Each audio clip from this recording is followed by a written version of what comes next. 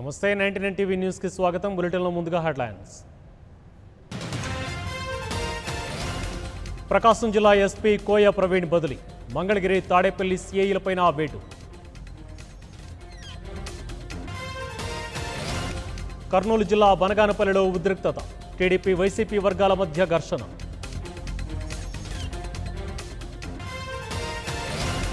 తెలుగు రాష్ట్రాల్లో ముగిసిన ఎన్నికల ప్రచారం, లాస్ట్ మినిట్ వరకు వాడివేడిగా క్యాంపెయిన్.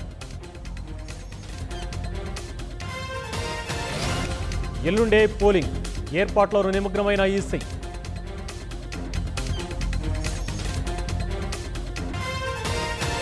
సొంతూళ్లకు ప్రయాణమైన నగరవాసులు, బస్సులు దొరక్క ఏపీ వాసుల కష్టాలు.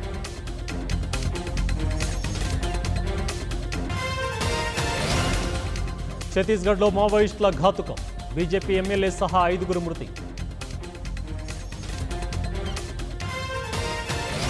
మధ్యప్రదేశ్ను కుదిపేస్తున్న ఐటీ దాడులు, సీఎం అనుచరుల ఇళ్లలో భారీగా దొరికిన నగదు.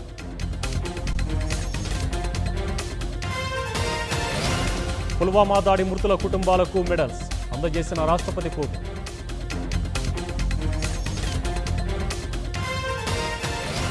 పుల్వామా దాడిలో బయటపడుతున్న నిజాలు, ఎన్ఐఏ విచారణలో జైషే కమాండర్.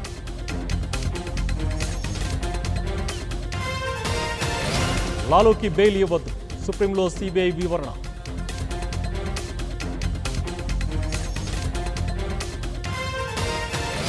బీఫ్ అమ్మినందుకు చితక్కొట్టారు, అసోంలో ముస్లింపై స్థానికుల దాష్టికం.